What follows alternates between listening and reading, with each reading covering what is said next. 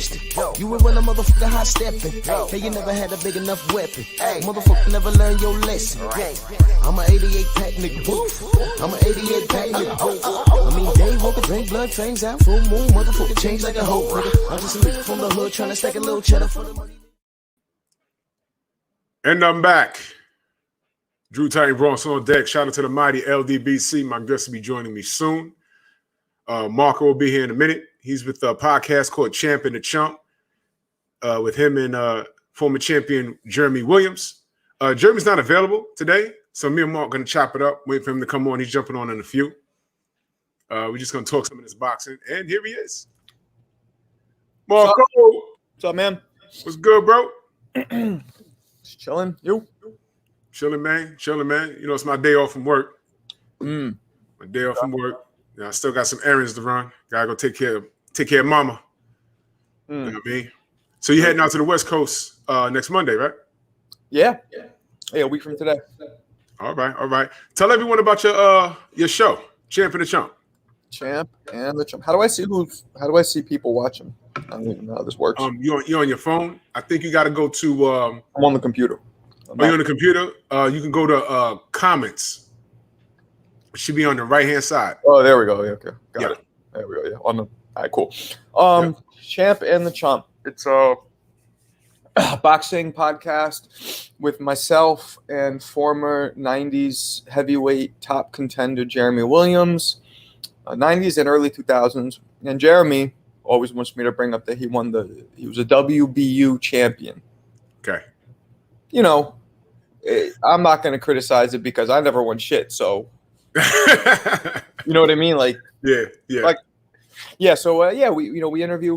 We've been interviewing a lot of legends, and not on purpose, really, but that's kind of been what we've been doing mostly. More legends than current fighters. But which is cool. I like that.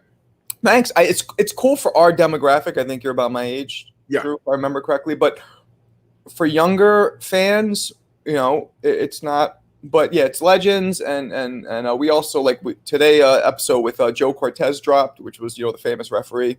Yeah. Joe Cortez. He 1,000 fights he's reffed, over 100, almost 200 title bouts. Crazy. He's in the Hall of Fame, right? I think he is. Yeah, he is, and he's like he's almost 80 years old. So it's cool. So we do refs. You know, we have some celebrities on the late boxing. It's not just fighters. It's mostly fighters, but we get diverse with it. So yeah, man, that's what it is, and we drop episodes all the time. We have a lot of episodes already under our belt. Go check it out, champandchump.com, Instagram, Champ Chump Pod, all that stuff. Y'all had Hasim Rahman on fairly recently, right? That's my man. I think he might meet us. So me, Jeremy, and Hasim were at Kevin Rooney's camp in '92 together. We were all members of that stable. Okay. So he might meet us out in Cali and come and do some interviews with us. Like, come with us as like the third wheel. That'd be great, man. That'd be great. I'd love to talk to him because a lot of the fighters, sometime or another, a fighter did something that I remember exactly where I was when they did it. Mm-hmm. And of course, when he knocked out Lennox Lewis, I know exactly where I was when that happened. I was at a college party. Mm-hmm. At my friend's younger brother was in college, and we was invited to the party, and I wanted to go back and watch the fight, but you know how it is. There was a bunch of women there. I said, I'm gonna chase some tail, and I looked and I said, I'm rooting for Hasim, but I don't think he's gonna win. So I said, I know how it ends. Let me just go. And then the DJ at the party said, any Lennox Lewis fans in the house? Your man got knocked out. I ran to the DJ booth. I said, what'd you say? He said, Lennox got knocked. I said, wait, he lost? Or he said, no, he got slept. I ran out the party, back to the dorm room, and turned on HBO. And I said, oh my God. Man, that was filthy. I remember watching that too. And obviously, because he's my boy for 30 years now. It was exciting, but we spoke with him recently and we talked about the second fight, which didn't go so well for him. Second fight happened on my birthday. Did it? November 16th. Oh, my birthday's November 2nd. Scorpio's in the house. Scorpios. There you go. There we go. So he said, which I kind of believe, he goes, his head was so big in that second fight. He goes, as soon as I touch him, he's falling asleep. So he was just so overconfident. That's kind of what he blames for the second, for the loss. Which is, it's. I mean, look, a lot of people think that there was an upset and it was a lucky punch or whatever. On paper, Lennox, I guess, was a more accomplished fighter than Hassim, but I believe that. I think in the second, styles make fights. I think in the second fight, I think his head was big, and I think he was just kind of waiting. And and Lennox was also super focused, and Lennox looked tired in that first fight. There's a lot of things that could be the reason, but I feel like you don't want to take away credit for what the man did. You know what I mean? Right. One thing that I do remember, it was very unique. Hassim, first of all, he took that camp very seriously because he was in shape for the first fight. He was in hella shape. I do recall he got to Africa late, Lennox Lewis. There was something about him not being used to the altitude. Yeah. Hassim was there for like weeks. Yep. And he was in the States filming Ocean's 11 of all things. And in the movie, because he was fighting Vladimir Klitschko in the movie, which in reality, that was the fight everyone wanted to see, which was so funny. So he stuck around the States to film that part, got to Africa late, and Hassim got in there and got it done. I just found that was just amazing. And shout out to Hassim for that. Hassim, people don't realize Hassim was when I first met him, me and him literally just turned amateur at the same time. So he went up and he fought the number one guy in the world, country, a super heavyweight named Joel Scott. You know who he is?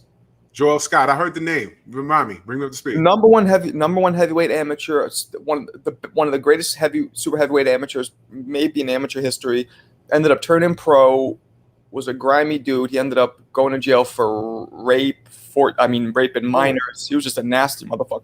Oh God. Yeah, so his pro career, and he lost early. His pro career never took off. Then he just got locked up for nasty shit. But at the time, he was just a great amateur. So Hassim goes in there. It was Hassim's, I think, second fight. And he's fighting the number one amateur in the world. And he came this close to beating him. This close. And that's when we all knew, we're like, this guy's going to be special. This fucking, he almost beat him in his second fight. And this dude at the time probably had 100, 150 fights, whatever it was. So you know what impressed me about Hassim? Yeah, I remember when David Tua was knocking everybody silly. He couldn't get off on Hassim at all. Nah, Hassim. So Hassim goes, look, I have some losses, some I accept, but he goes, some I don't accept in my book. He said the Tua fight, I don't accept it. It was something like he hit me I think he hit him after the bell, and he was like, I was still dizzy. He's like, so he didn't. He's like, I didn't accept that loss. So that's the way he looks at that fight. Yeah, I get it. He fought him twice. Fought him twice, and at the very end of the fight, was it round 10 or 12? I forgot. It was a 10 or 12 round. He hit David with a counter right, and Tua fell. They didn't count it, but that was a knockdown. That was a 10-8 round, clearly. I don't remember that specifically, but it's the the last exchange of their fight. And Hassim was on the rope, and Tua, doing his thing. And when he went to throw a hook, Hassim just went just like that. And Tua ate it and lost balance and fell all the way back. That was a knockdown. Punch, he fell. He wasn't hurt, but that was clearly a knockdown. In my opinion, that was a 10-8 round. There was. Yeah, I was just talking to somebody. God, I don't remember who it was. The only person to truly knock Mayweather down, but they didn't call it. Who the fuck was that? We just had him on our show. He landed it. Mayweather. Oh, it was a counter. Who the fuck was it? DeMarcus Corley? No. No, I just Zab. They blew that call. The glove Zab. touch. Yes, Zab. Yeah, that's who I was just talking to. Zab clipped him, and they did not call it. And that's the only person to knock him down for real. Yep. He clearly. That was a knockdown. It was an off, but he wasn't hurt, but it was still a knockdown. Right. They blew it. That was a 10-8 round. They blew it, man. That's boxing. Trick Noty in the building. I see y'all in the chat. We just cooking. I see y'all. Salute to the family. Trick. I've been speaking to Trick on DMs. Yeah. Seems like a good dude. Yeah, that's a good dude, man. That's my brother right there. Rookie. All right, so let's talk about Hector Camacho Jr. versus Julio Cesar Chavez Sr. That We'll was get to great. Junior in a minute. That was great. We interviewed Junior. I think we're getting him on tomorrow to talk about the aftermath. I actually sparred Junior back in the day a couple times. That fight. I love when Chavez wanted to rip the headgear off. That was dope to me. Dope, right? He's a beast, man. But was he? And then why didn't they do it? I'm gonna ask Hector all this stuff tomorrow. Why didn't they do it? One, and it looked like Hector went over at one point. Was he saying like you don't want to do this or what? I don't know what he was saying, but he ripped it off too. But then they both put it back on. It looked like Chavez hurt him. In which round? The last maybe he was hit him in the body and then Camacho was just grabbing him. It looked like he hurt him to the body. He has a history. Well, let me say this. Camacho Jr. is a classic case, in my opinion, and there's no disrespect to him at all. It's what could have been. He had a lot of tools at his disposal, but his discipline was always in question. He said to me that after was it Leja? Jesse James Leja? Where if people watching don't remember, if you don't remember, Drew, I don't know, but they clashed heads, and then he was like, I can't continue. And he knew that he was ahead on the cards, and Leja was giving him a hard time, was coming on. Yeah. So people criticized him, saying, oh, that's some pussy shit. You knew that you were going to start maybe lose, so you tried. So he said after that, he's like, that put a sour taste in my mouth with boxing and how everybody criticized me. He's like, anybody ever been headbutt straight up like that? That hurts. It makes you dizzy. I never have been, but so that was his kind of reasoning for why the discipline and the love kind of left the sport at that point. That's unfortunate, man. That's unfortunate. I remember he fought a guy at a gym I used to go to named Andrei Surkon, so a Russian fellow. Mm-hmm. He had one of the top 10 knockouts on ESPN. He fought on the Bernard Hopkins and Antonio Tarver undercard. Mm-hmm. And Andrei Surkon fought out of a gym named Omni. It was right here in Pelham Manor over the bridge from the Bronx. Mm-hmm. And, tough nose Russian guy. Mm-hmm. Robotic, come forward. Mm-hmm. And Hector was outboxing him, I would say fairly easy, but Andre was a dog. And he actually wobbled him at the end of one of the rounds. And I said, man, he's styling on him. But, again, Andre's a dog.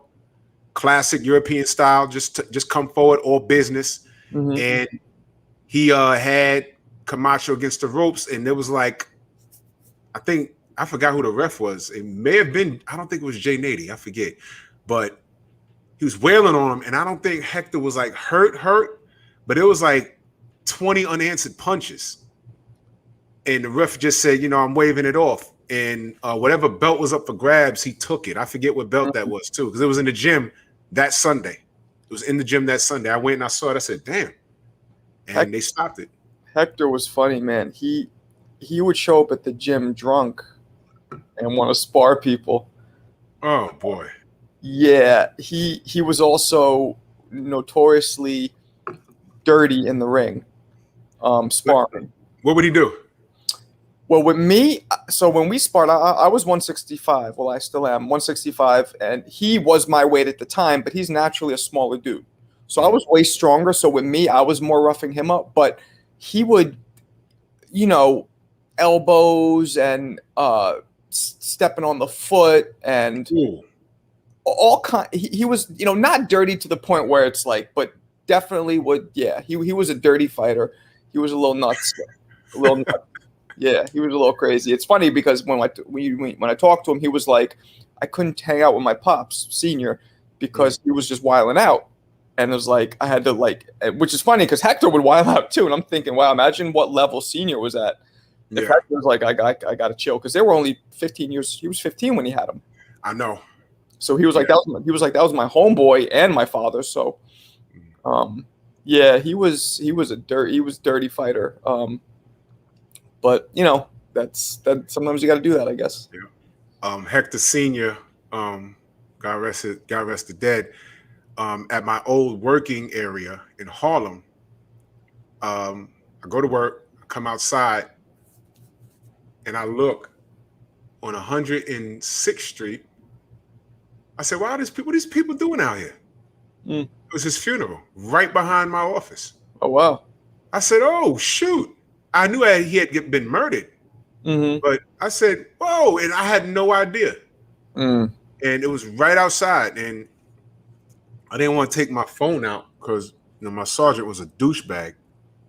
But it was. I saw the casket. I didn't want to like walk up on it and like take pictures because that's like in poor taste, But I saw it. I was like, man, that's good because he was from uptown. Were you a cop? Yeah. Oh, I didn't know that. Yeah. I Hard. didn't know that. Okay. It was whack. It was whack. I work for transit now. Okay. Transit. How long? Same money, less headache. Yeah, bad. not risking your life. How long were you a cop? Oh God, can we not? All right. For a better part of a decade. Okay. And what I had to show for it was high blood pressure and sleepless nights. Yeah. No. And my doctor said, "Look, you got to make a decision. Either a stroke or find some new work." And I said, "Done. Done. The only thing I miss about that place is my parking plaque. Okay. I'm sure you see it all over the place. Why is that car on a fire hydrant plaque? Yeah. Yeah. Firefighters get them too, actually. Oh yeah. That's the only thing I miss. But it's like whatever, man. Yeah. But anyway, Hector, I saw a doc. You saw the documentary about him? Yes, I did. Yeah, that was pretty deep, man. I didn't know that he had I didn't know that he had I want to say, and I spoke to people that say they knew him, like they have nothing to do with boxing, but they knew him as a person. They was like he was kind of, as much talent as he had, he was kind of like loopy. Like when he had time to himself, it sounded like he suffered from a form of depression that went undiagnosed. That's what it sounded like. It's possible. But I enjoyed his work in the ring. I really did. He was great. He was really one of them, very underrated because you don't hear him in the all-time great talks really, but he was. Yeah. Right? Yeah, definitely was. Top 20 maybe, whatever, but still. I gotta bring this up because I laugh about it. Do you remember the infamous, and it's okay because you're in here with me, I'm gonna bring it up. It's okay. Mm-hmm. Do you remember the infamous nigger comment that he made on TV? Do you remember that? Well, that's you grew up in that. That's how Hispanics and black people talk. And even I never used because I grew up in the city. I never used it because I always felt like that's not a word that I should use because it just sounds like when I would see some of my white friends using it, it just looks stupid coming out of their mouth.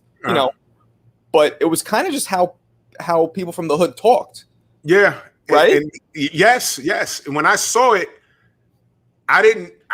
like I said, he's from uptown. Mm-hmm. He's from uptown. He's from Spanish Harlem. That's how they talk. And that's how they all talk. When he said it, I was just watching the TV. And then it hit me. I said, "Ooh, I don't think the rest of America is gonna quite, take it that you really think way." that? Yeah, you said it. Yeah, it rolled off my shoulder. I didn't care. Mm-hmm. Because I know where he's from. Huh? But you thought that America would think something about it? Yeah, and so and people we can't control how people feel. Uh-huh. A lot of people got offended. There was some black people that got offended. Mm-hmm. I mean, me personally, I know where he came from. Well, you know what I mean? Just said that. What's his name? Danny Garcia's pops just did the same thing, right? Not too long ago. Yeah. Now, with that, he's what we call hood. I'm sure you from New York. I'm sure you heard that phrase. He's hood. He's from Philly. He's Philly hood, still Puerto Rican, same thing. He is, but there was some things that he was saying. It went a little above and beyond that made me say, "Is he really?" I don't, and I tried to stay away from it, but what the industry did was they just put a muzzle on him. That's what they did. You know, it's a very touchy topic. You know, there's certain things that can't go ignored. I just bring that up because it was funny to me when Hector said it. I said, "Oh man, he shouldn't have said that." Like for instance, there's an infamous. I don't know if you watch wrestling or not. But not now. But there's a famous shoot where Harlem Heat Booker T was shooting on Hulk Hogan. He called him a nigga at the end, but he got so into character. He said, "Hulk Hogan, we coming for you, nigga," and you see him go like this. Hogan did that? No, Booker T did that talking about Hogan, and he didn't mean to say it. He was just so in depth in his character. It was hilarious every time. Time I see that, it went viral on YouTube. Did you just see Mike Tyson calling Jake Paul? He called him about 17 of those. You see that? I didn't see that. He did after he fought Mayweather, which I thought he did a great job. Weirdly enough, he's like, "Yo, you did it!" N-word. I mean, like 20 of them. And Paul was just like, "Oh, yeah, thank you. Yes, thank you." Like, he's stuck, man. That's funny, man. I mean, what are you gonna say? It's Mike. God damn. Yeah, I spoke with what's his name? Lou Duval, who's a New York Puerto Rican. He was talking that word like crazy too. It's just how people talk from back then. Yeah, Lou's nuts. Yeah, Lou's nuts. He scored a knockdown on Superman Roy. Prime Roy. Knockdown. Only one. Yep.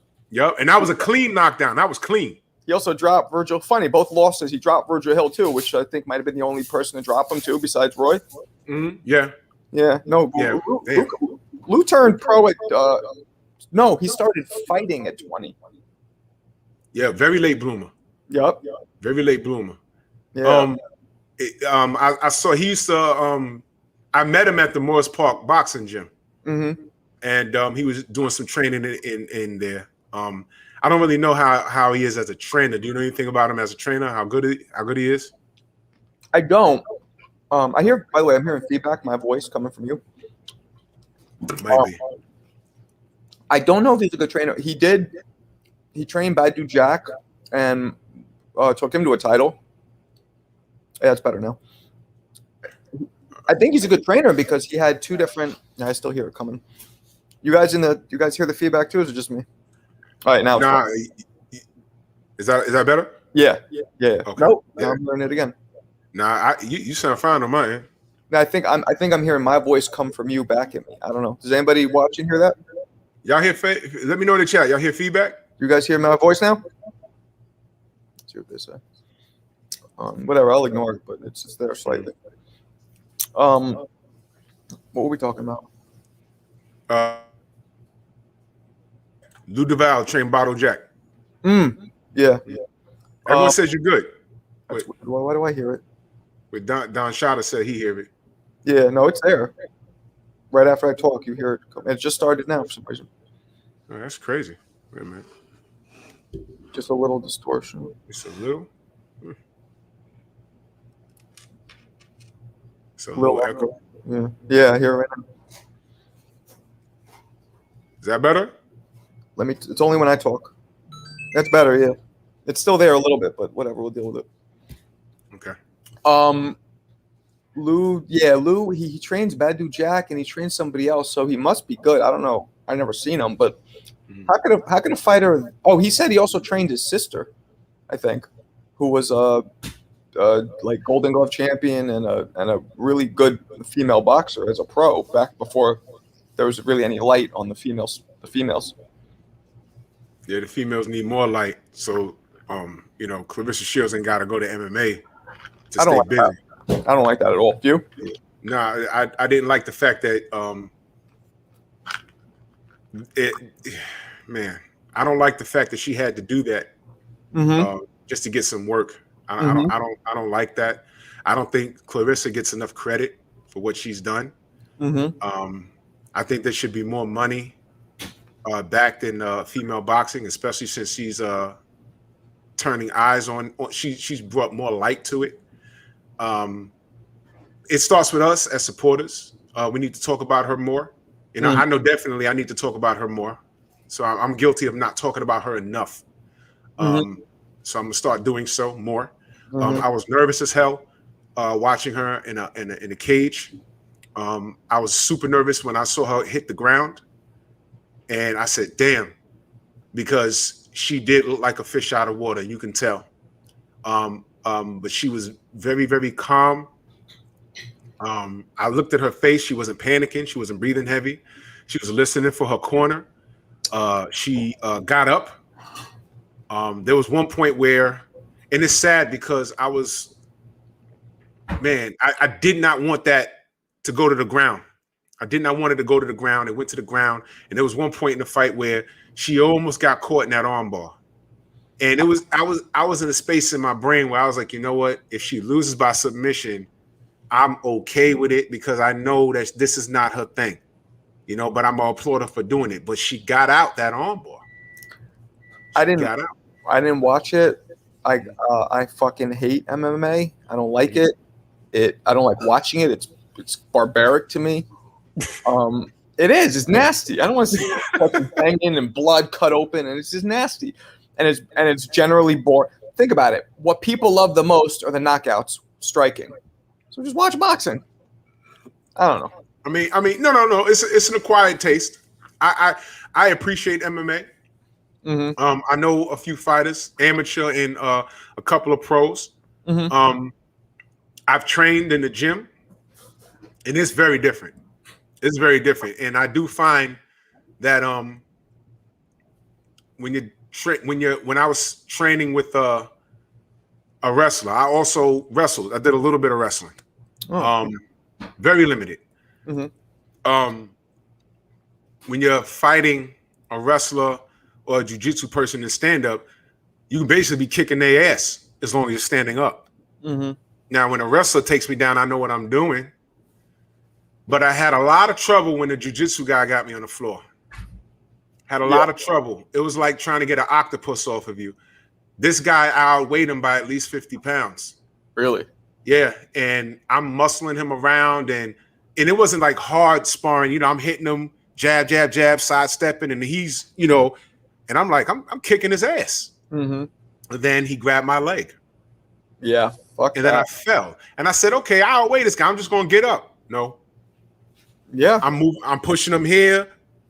I feel him straightening out my arm here. I'm getting my arm back. I'm moving over here. Now he got my leg, and it's like, yo, dude, get the F off me. It's like anything, without experience. If you trained a little, when I was fighting in the 90s, kickboxing was big. I don't know if you remember that. So I sparred a good amount of kickboxers, but we would just box spar, and I would beat the shit out of it because they didn't know how to fight. You know what I mean? Right. But I would never be like, all right, let's kick. I just wouldn't. That's not my, that's not my thing. Yeah. So, it's a little more difficult when you're fighting a kickboxer and they start kicking because I'm not trained to look for certain things. Now, Muay Thai, that's something really. If you're fighting a Muay Thai fighter for the first time, believe me when I tell you that's something you want no part of unless you train for it. Because there's nothing worse than getting kicked behind in your hamstring with a low kick. That is the absolute worst feeling in the world. Yep. And the only thing you can do is close the distance. Now, what happens when you're fighting a Muay Thai guy and he kicks you in the leg and you don't want no more of that? So you close the distance and try and take him down, and boom, now you're laying on the floor with a black belt in jiu-jitsu.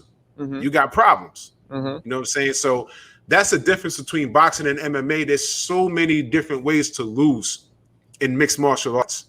And in boxing, there's only one way to lose. So let's transition into, speaking of, right, there's always the classic, would a fighter be an MMA guy? So we saw Anderson Silva fight Chavez Jr. Anderson Silva. Now, I don't know shit about MMA. He's apparently one of the greats, right? Yeah. We interviewed Tito Ortiz only because he's like a friend, but he's 46 years old, right? Yeah. 46 years old, one of the greats, against Chavez Jr., who's only 35, which in today's day is still competing age. Yes. And Anderson Silva beat him. It was a split decision What they? Yeah. I thought Anderson Silva won every round almost, but what did they actually? I think it was a split decision, but they were being very generous about it. Yeah, Chavez lost. Yeah. Now, I bet seems like your followers are very astute in boxing, so they know that Chavez is notorious for just not putting out his all. You know what I mean? Yeah. But I hated the fact that an MMA guy beat him. I just hate it because I could dig it. You know what I mean? Yeah. Yeah, I could dig it. It drives you crazy. But here's what you probably don't know. Anderson Silva loves boxing. And he's a huge Roy Jones Jr. fan. And he actually, at one point a few years ago, anyone in the chat, y'all could tell me if y'all remember, he was trying to set up a exhibition against Roy Jones a few years ago. I remember that. Yeah. And he actually had, I think he had a 1 or 2 pro fights. He loves boxing. Oh, he had pro fights. Yeah, I believe so. And he actually loves boxing. He really does. He wasn't bad. He was smart, but he had no pop on his punches, really. Right. If Chavez, and you know what I saw? People who haven't fought don't realize how mental the game is. Yeah. I saw when the fight went left is when he had him on the ropes. Chavez was pounding away at him, at his body, and Silva just kind of was like, come on, let's go. And I saw Chavez's confidence drain out of his body from that right there. Because he's a superior boxer, Chavez. He's a hard puncher. He's a good fighter when he tries. But I also know what it's like not to want to be in there and get in there, because I've done that tons of times too. Right. You know?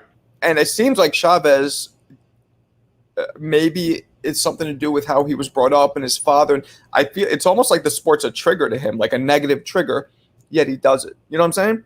Yeah, I understand exactly what you're saying. He has a last name. Mm-hmm. So maybe in his mind at one point he felt, I have nothing else to do but this. And who knows if his father, I heard that Chavez Sr. was a fucking wild man when he was younger, like drinking and like fight like crazy. So who knows what he saw growing up. And, now that I have kids myself, all this, you get a different perspective. Mm-hmm. So to me, it seems like that's why he doesn't put out his full potential, because maybe he just doesn't want to do it. Yeah, that could be it. He has tools, but I don't think he has the same talent that his father had. No, I don't know. I mean, he's a big dude. He hits hard. He's fast. Mm-hmm. If you think about it, pound for pound, they probably hit just as hard as each other. Probably. Right? Probably. Just as fast. His father just had that focus. Yeah. And Anderson is a Muay Thai boxer. So they're used to taking punishment. That guy, one of the classic fights that I remember, the best performance I seen Anderson Silva in the UFC was against, what is that guy's name? One of the guys that won the Ultimate Fighter Challenge. One of the guys, I forget the guy's name. The chat will remind me. Mm-hmm. And he was in there bobbing and weaving. That was all boxing right there. Mm-hmm. I mean, you want Matrix type movement. And he knocked him out with punches. Weave, pull counter, boom, knocked him right out. Mm. It was Forrest Griffin. No, Chris Libbin, that was ugly. That knockout was ugly. That ended with a punch too. And Chris Libbin had a great chin. But Forrest Griffin, thank you, St. Louis Mix, Healing the Mind Body coach. He's an MMA fighter also. He's a boxer and an MMA fighter. Okay. Forrest Griffin, he knocked him out going backwards. Just went back like this and he ran into the punch. It was beautiful. Beautiful, beautiful fight. I see somebody here asking about my thoughts on YouTube celebs versus MMA boxers. Yeah, speak on that, yeah. Well, I interviewed this guy named Corey B. I don't know if you guys have seen this, but there's this video of Paulie Malignaggi getting slapped in the back of the head with have you seen it?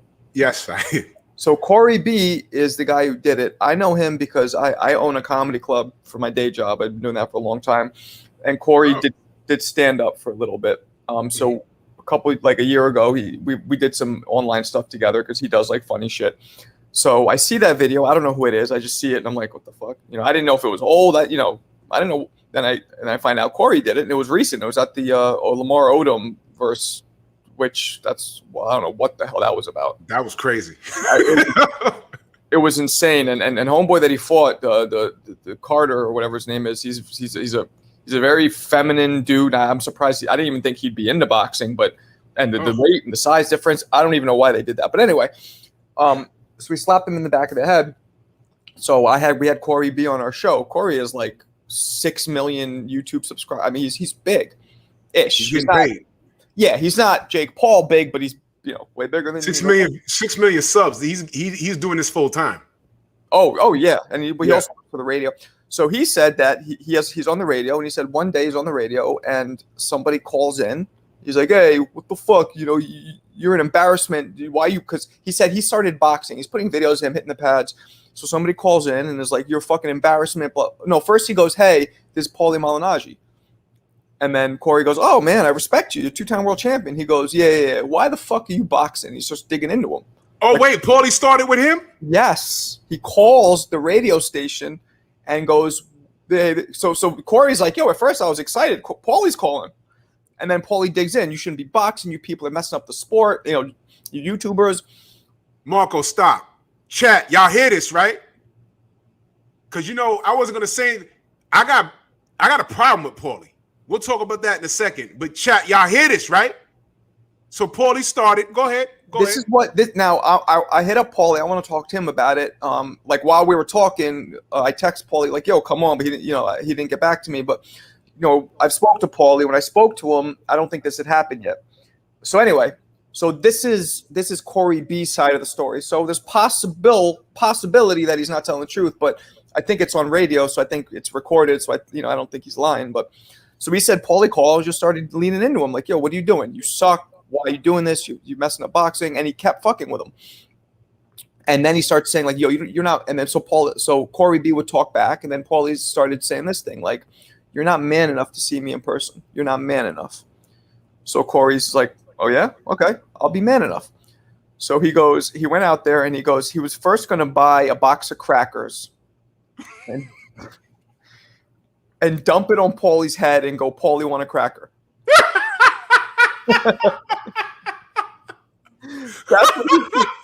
That's what he was going to do first.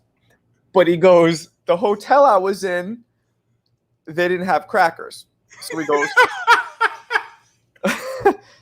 goes, "I took talcum powder and I slapped him." And he says something like, "How's your cut, G?" And I'm like, "What the fuck does that mean?" "How's your cut, G? I'm like, "What does that mean?" And he explained to me. I forgot what he said. Something like, "That's what barbers say," or something. I don't know. So we slapped him back in the head. He stepped back, and then Paulie jumped on. They wrestled for a couple minutes, and security broke it up. And now he's trying to fight Paulie. He wants to fight him in an exhibition. What's his weight? He's 170. Okay. Yeah. How does he look in the gym, honestly? Well, he's only sparred 3 times. Oh boy. Right. But I haven't seen his sparring. He put a couple clips, but it's literally the clips of him landing a punch, cut, him land. You know what I mean? It's like beautifully edited. He doesn't look awful, but he's only done it 3 times. So he would get killed. Yeah. Killed. Yeah. But he wants to do it. I mean, I don't want to say he's delusional because I like him. I'm not trying to talk shit about him, but he is a little delusional because most people who haven't boxed, as you know, especially armchair fans, they're delusional. It's easy to criticize when you're not in there. You know what I mean? It's really easy. So he's a little, I don't say delusional, but inexperienced is a better way to put it. So yeah. So what's your deal with Paulie? Well, salute to Dre Finest in that super chat. He said Chavez Sr., great fighter. The judge cheat for him. I know what he's talking about. What do you mean? He's talking about the what you call it fight. Whitaker. Whitaker, but also what's his name in 1980? Taylor. Yeah, Meldrick Taylor. That wasn't a judge. That was the ref. That was a ref. Yeah. But I know what he means. I know what he means. Okay, my beef with Paulie. I was on Instagram, right? And he jumps on and starts talking about. Jumps on with you. Yeah, well, he was mentioning he jumped on someone's social media and said, "I think you need to review the new evidence." And he has this saying, and let me just bring you up to speed. He takes hidden shots, and if you're not keen to what he's saying, it'll go right over your head. He has this term that he was using, saying, "Yo, player." So Yo, player. That's kind of like the version of like, "Yo, my man." When you start getting kind of let me get to that. Okay. Yo, player, I think you need to review the new evidence. He violated. He was trespassing. He's talking about the Ahmaud Arbery case. What case? And he basically blamed Ahmaud Arbery for his own death.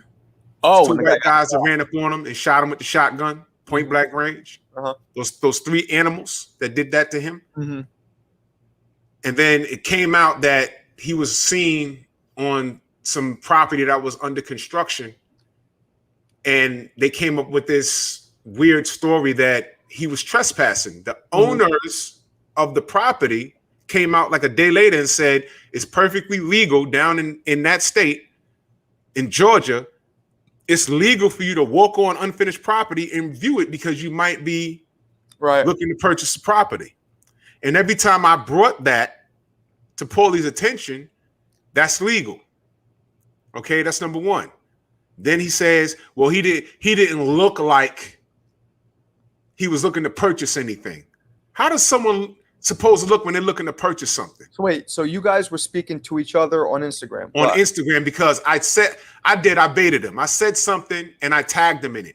And to my surprise, he responded. So this was not a live chat. This was this was like we just started going back and forth on a page. Okay. And I tagged him in it because I read what he said. Okay. Right. And I baited him and he responded. So we started having a dialogue. And I'm just gonna go ahead and say it. He's a fucking racist. You know, not most. A lot of people who grew up in Bensonhurst are. Bro. But I'm not talking about him. I don't know him that well. I've never heard any racist shit from him, but it's not an uncommon thing in Bensonhurst.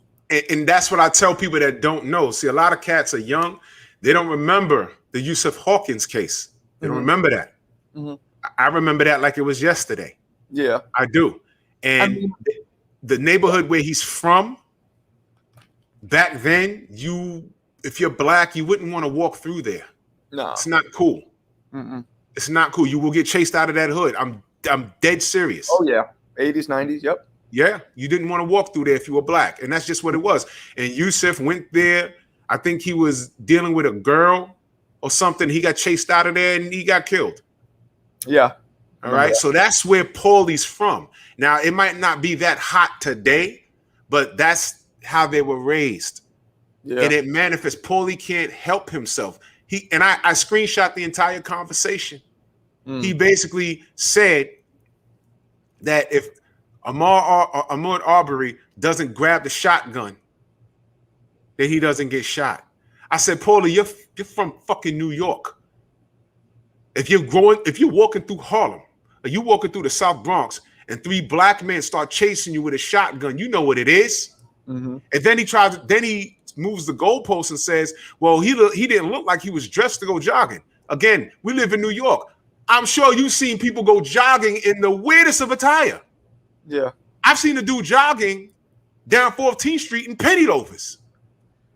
I mean, why is he even addressing this subject and defending?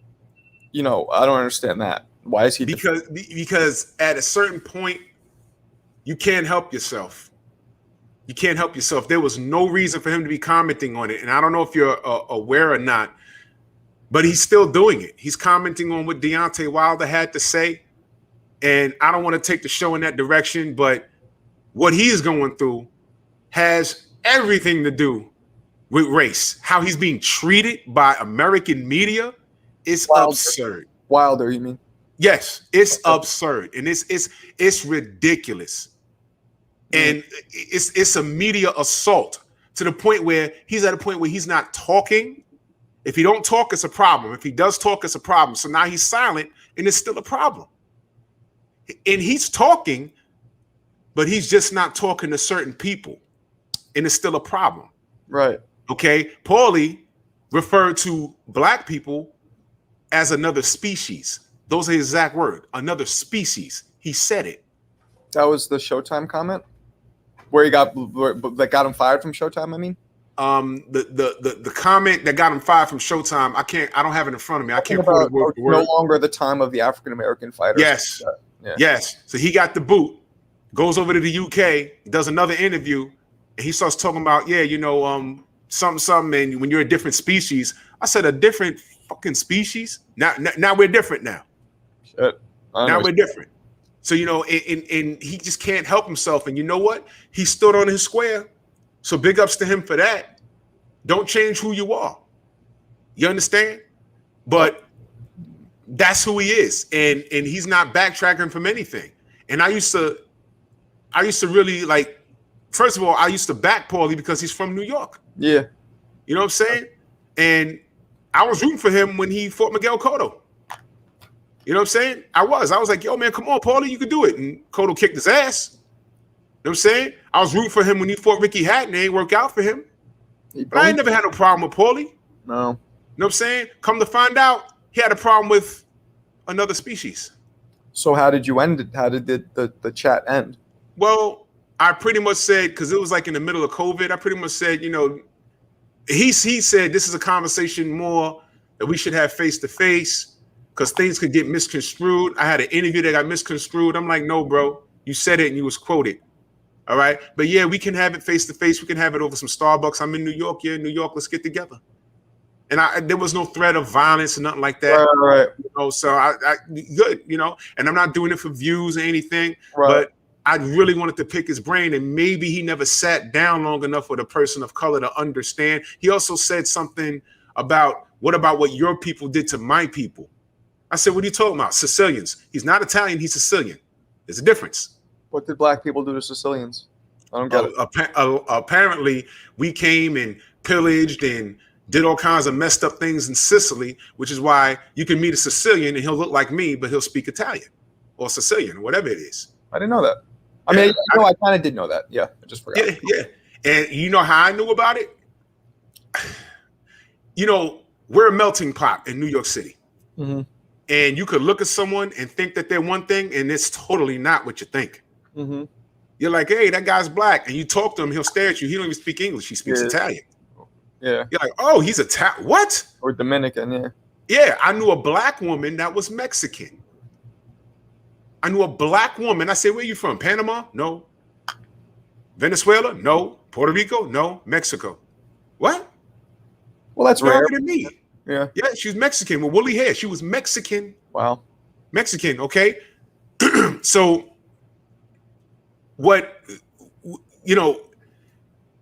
I was told something about their history, and I don't want to misquote anybody. I don't want to be accused of having the story wrong. I just know what I was told. Right. And I even heard it in a movie too, that black people, first of all, I made reference to slavery. And it's no secret what happened on the continent of Africa. People came there, clunked us upside the head, and we were taken from there. Boom, that's it. Right. He said, what about what your people did to my people? I didn't know Africans came to Sicily and raped and kidnapped and killed and left with slaves and brought them back to Africa. That never happened.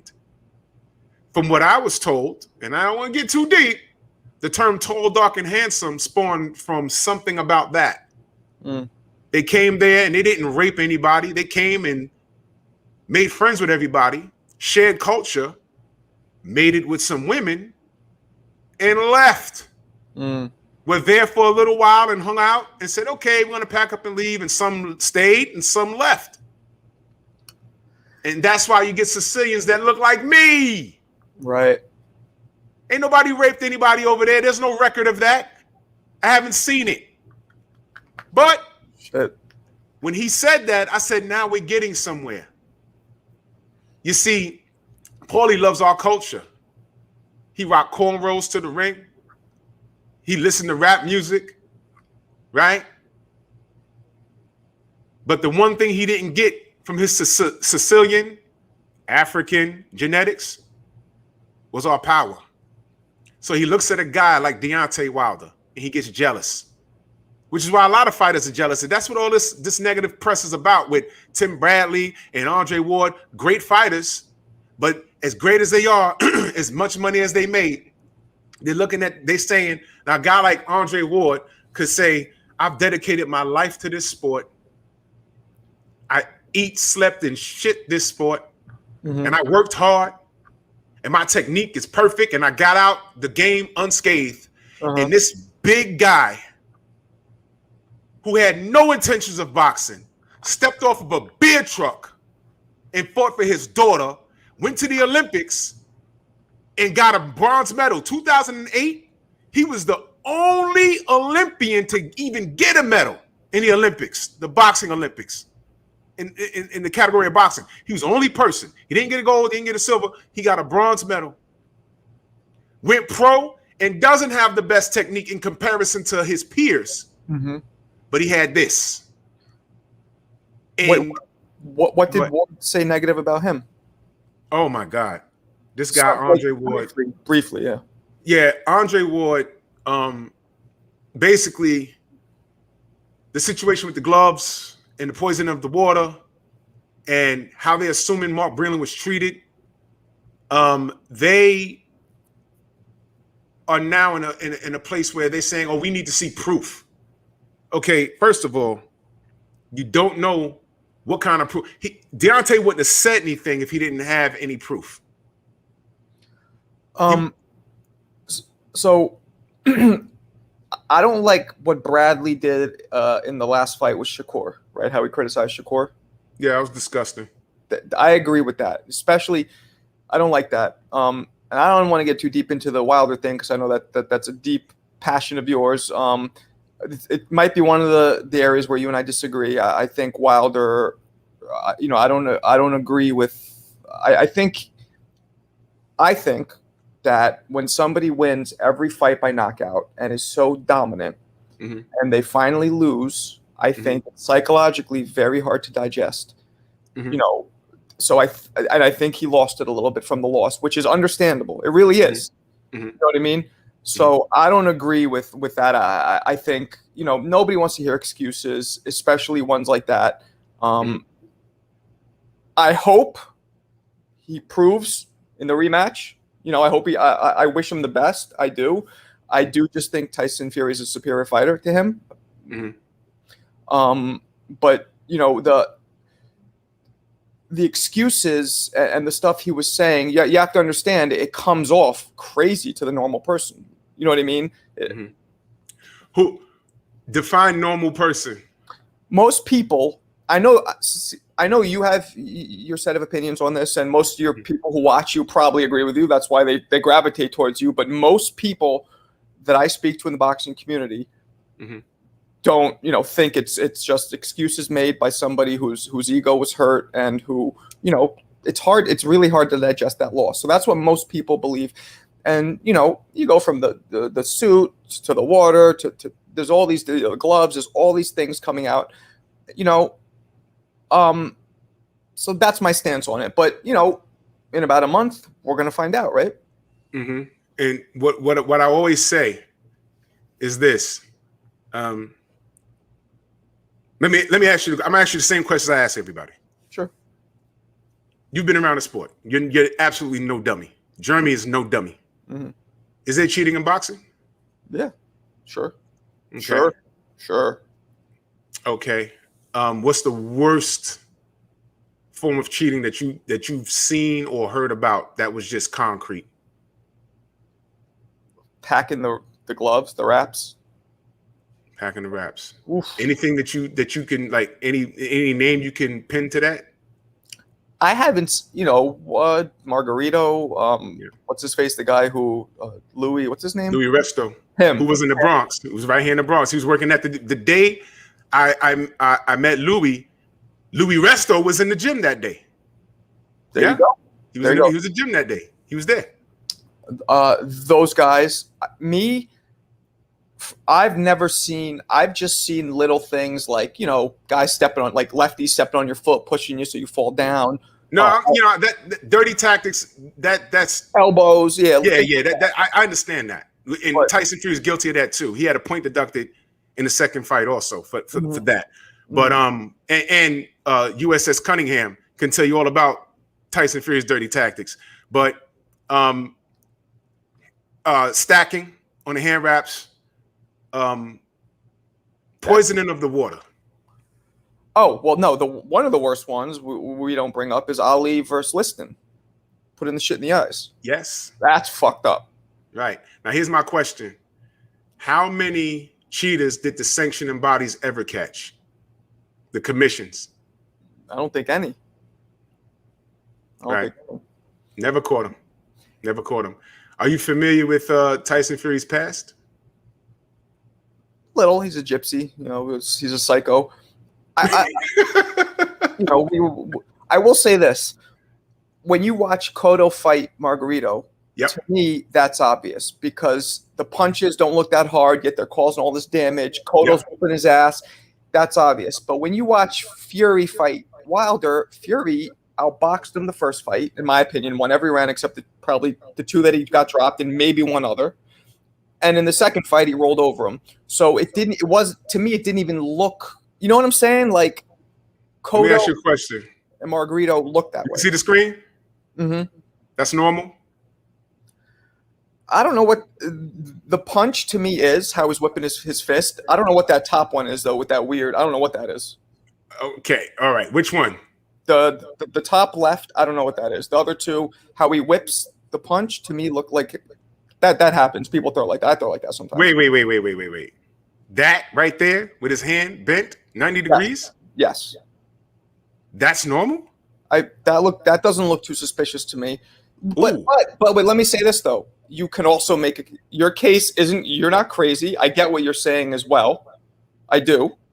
But to me, that doesn't look this suspicious. The top one, I don't know what the fuck that is. That I can't explain. What's that? I don't know. What? That doesn't look that.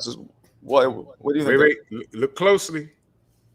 You've had your hands wrapped professionally dozens of times. Where's his fist? I don't really know what that is.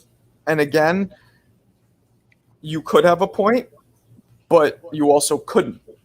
You get what I'm saying? And the fact that Tyson Fury was just such a superior fighter to him both times, to me, that's kind of what I'm going on. Like, yeah, you might have a point. You might. Do those gloves look secured properly? They're not touching. Yeah, they're not touching. So you don't think you think his hands are all the way in that glove? Yeah, I do. I don't think he cheated like that. Okay. What's that? Let me move that picture. All right. Let me bring you up to speed. Ricky hadn't released the video. He was in his corner. Mm-hmm. And you clearly see him pulling his glove up and down. Mm-hmm. Back in the 80s, and I tell this story all the time, I was in Roberto Clemente State Park, had a boxing club once upon a time. You remember that? It was a long time ago. No. All right. Mitch Green used to frequent there. He was a big loudmouth, beat up everybody. Mitch could fight. Mm-hmm. And I remember hitting the bag, and this trainer says, "Let me show you something." He takes my glove.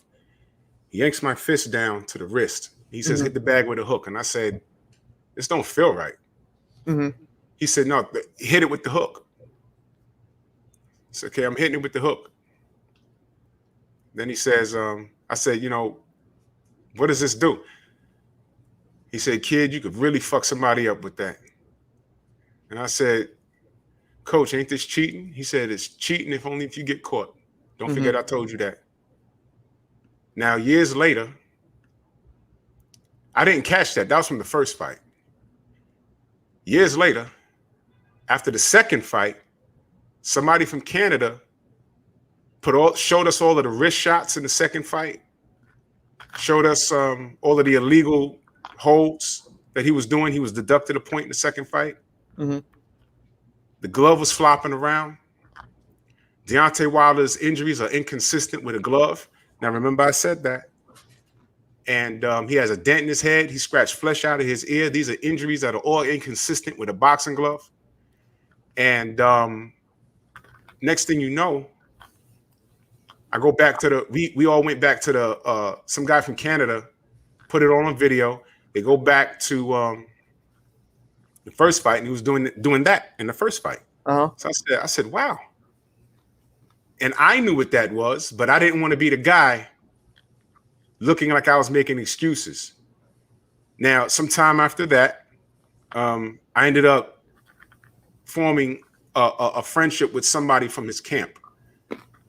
And he started filling in the blanks because I had a lot of questions. I'm the person that I like to ask questions so I can have all the information as possible. So I began to ask questions, and he was sharing a lot of information with me that I was able to fill in the blanks. About Tyson Fury, if he had a clean slate leading up to this point, maybe he'd have a better leg to stand on. But being that, you know, I have a background in law, so I look at things at a certain way. I check the fruit on the tree, and the first thing I do is see what kind of person he is.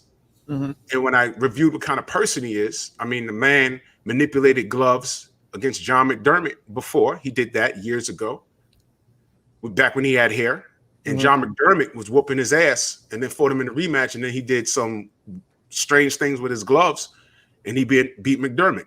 Then against Christian Hammer, he made it to the ring, had a detached thumb on it, and the ref caught it. And the ref was just so aggravated with it, and boom, he that stopped the action to get him a new glove. Then he pops dirty and was suspended for 2 years. But when he comes to America, that's not spoken about. They just talk about how he conquered depression. And they don't mention the drug. They don't mention the drug abuse. He's an open admitted cocaine user, so he says. But right now, the man doesn't even have a boxing license in his own country because he doesn't want to answer the allegations of him popping dirty. Well, he popped dirty. That's not an allegation, but he has to go to trial for that. Instead of going to trial for that, he came here to make a living. And nobody's saying anything. But everyone in the media claims that Deontay Wilder is crazy. Well, I didn't know any of this. Okay. I didn't know any of this.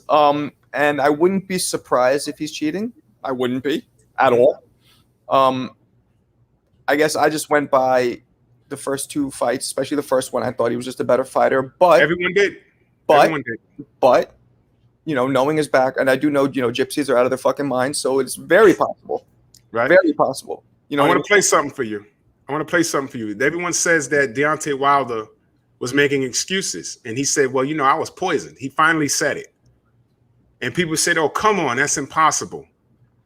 Let me play this for you. This is him right before he fought Vladimir Klitschko. Who can be against me? Nobody. So you seriously were worried that they... And listen, I had good information off of good resources not to touch anything in the changing rooms because they might try and drug you. And someone tried to pass me water from all sorts. And unless it was sealed, contained from my own baggage, because I had my friend Dave, he brought all the waters over and the drinks from England, there was no chance of me getting drugged. Now watch this. This is after Wilder Fury 2. Watch this.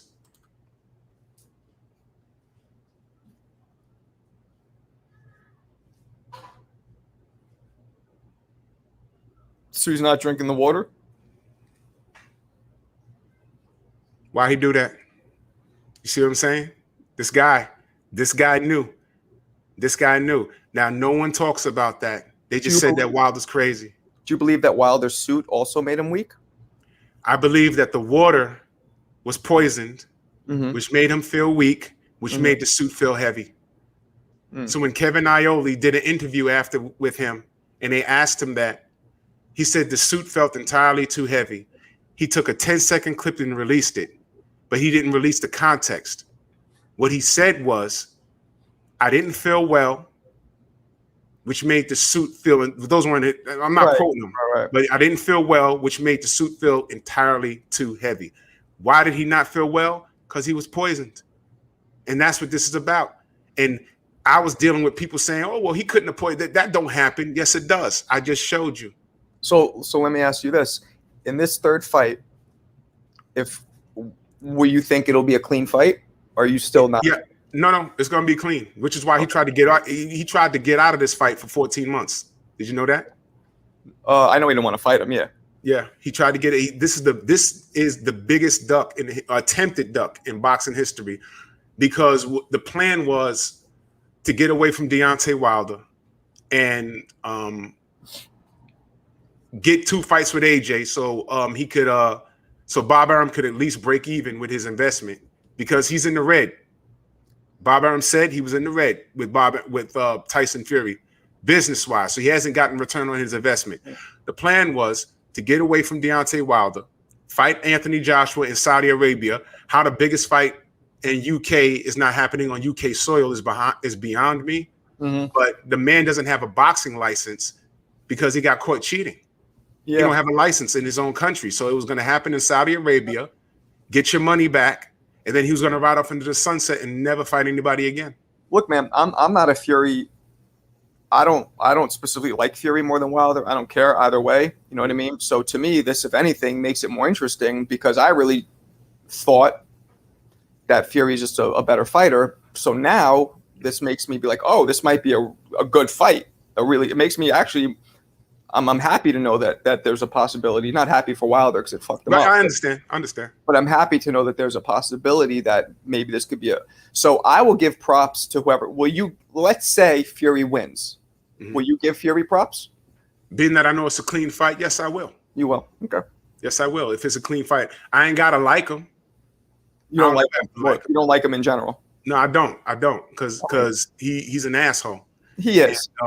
And he's a scumbag, and he cheated Deontay twice. And I've seen it. He's also done things like gay people and all kinds of shit. Yeah. And here's the thing. We know everything. And I've even brought you up to speed on things that he's done. And a lot. And that's why I asked you, what's the average person? Because the average person doesn't know what I just shared with you. They don't. No, I mean, they don't. They don't at all, And when you just look at it, like from a fighter standpoint, Fury just looked like a better fighter. He looked like he had his number. You know what I mean? Like certain fighters, styles make fights. You know what I mean? Right. And especially when he switched up his style with Sugar Hill and started coming forward and leaning his weight on him and using all the advantages, the legal advantages. That's what it looked like to me. But you have points. Sugar Hill don't like me too much. I spoke with Sugar Hill. We didn't mention you, but I saw. I saw one interview you did where you were just getting on his ass. I saw a clip of it. You saw a clip of it. It's and I'm gonna tell you something interesting about that. The trickery of media. A lot of people hate me over that. One of the persons that actually built a good relationship off of that was with Devin Alexander. He made a statement about me. I'm not on Twitter, and that's by design.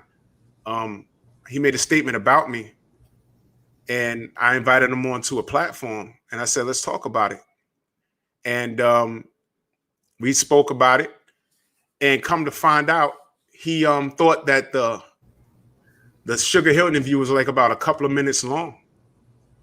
And I said, nah, brother, I talked to him for like 30 minutes. I'm surprised he took that interview. He knew your angle. He knew your opinions. Well, I mean, I didn't really try and look, my purpose wasn't to go in there and start cursing at him, because that's counterproductive. My purpose was to go in there and get information. And what he did was prove my point. He just proved my point.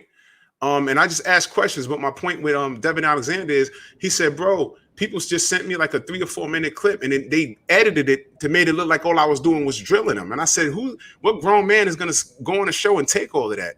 We had a conversation, and the people that can't stand Deontay Wilder and know where I stand, they couldn't stand the fact that he didn't have no pipe bomb to shut me up. Mm-hmm. He didn't have no smoking gun, because everything I asked was reasonable. And I said, based off of Tyson Fury's past, everything that I just shared with you, for example, do you think it's reasonable that we believe that this man cheated? Do you know where it comes from? We're not just Wilder fanboys and unconditionally. No, it is. I mean, and my initial thing was like kind of like what I said. When you see when you see Margarito Cotto, you kind of see the better skilled fighter, and then somebody just landing punches that are doing way more damage than they should be. Right. And let me ask you a question, Mark. How many knockouts does Tyson Fury have? Oh, he never fought like that before. Very little. He started fighting that way in this fight. So you're saying that it's because he knew his fists were going to do more damage? Yes. It's possible. And when Miguel Cotto came about, and on salute to Mr. Shelton in that super chat, myself an appreciation. He said 2 words: Otto Wallin. Thank you. Mm-hmm. Otto Wallin.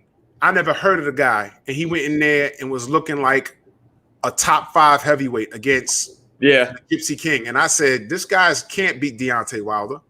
And when I spoke to Sugar Hill, he said, yeah, I just taught him how to turn punches, and he should have had a lot more knockouts. Now, the reason why he said that was because Tyson Fury, according to a lot of sparring partners and some that I've spoken to in particular, they said this guy, he's big for nothing. He's light on his feet for his size. He has some talent, but yeah, he can't crack an egg. Now, Nicholas Asbury, I had him on my show. He's done countless shows. He released a video. He released a video, and he was helping Fury train for Deontay Wilder's first fight. He goes to the camp, and he said he basically whooped Tyson's ass. He basically whooped his ass, right? I think a day later, he comes back to the camp, and every time Tyson hit him, he felt it. Like, wow, he said his ribs was messed up, and he's like, what the hell was that? Comes back to the gym. He has his gloves, new pair of gloves. He pick up Tyson's glove. There's no padding in it. He picks up his phone, starts recording it. The video's on YouTube. He says, yo, you see what the F they're doing? Now, what he didn't catch was that the other glove, when they turned the other glove over, an egg weight fell out. So now here's the funny part. Here's where it gets strange. He releases the video, makes a big old stink about it. Instead of them saying that Nicholas was lying, you know what they did? They said, sorry. They apologized to him, and they said, we're just trying to give our man confidence. How this flies over people's head, ESPN's head, regular boxing media, Ring Magazine, they just totally disregard it. Andre Ward doesn't mention it. Tim Bradley doesn't mention it. But when Deontay Wilder says, look, my water is poisoned to make the suit feel heavy, I speak to Tay Jones almost every day, and he told me the stories behind that. He sent me videos, man, so much evidence. And then Mauricio Suleiman is saying, yo, no, I was in the locker room. Cheating couldn't have happened. Cheating couldn't have happened. That glove, not normal, buddy. And he, Mauricio, man, that's a whole nother conversation. I'm not even gonna go there with him. But Mauricio's the same guy that told us that we were just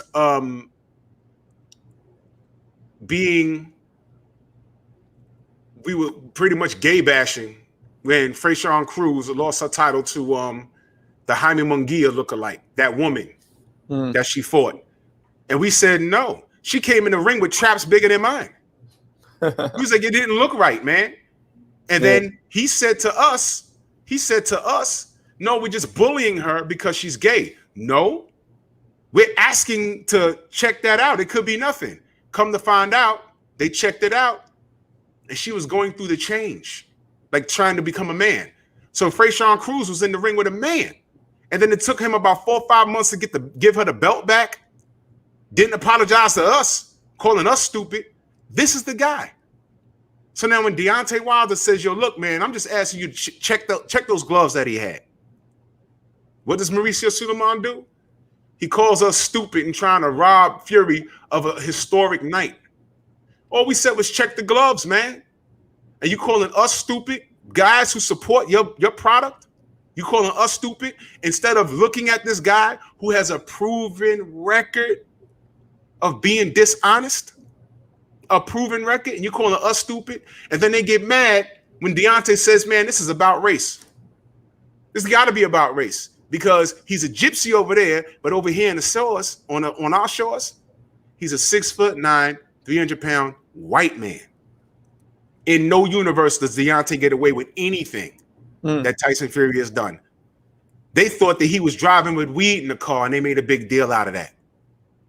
Tyson Fury, let me show you this. Listen to this. So there's been a few, but people take drugs, don't they, in boxing? They all take drugs, I'd say. All of them. Really? Yeah. I'd say they're all abusing performance enhancers or weight strippers or whatever they're going to do to take drugs. I think they all take drugs. All athletes. Define all. Who's Everybody. well? Obviously, you're not talking about yourself, so.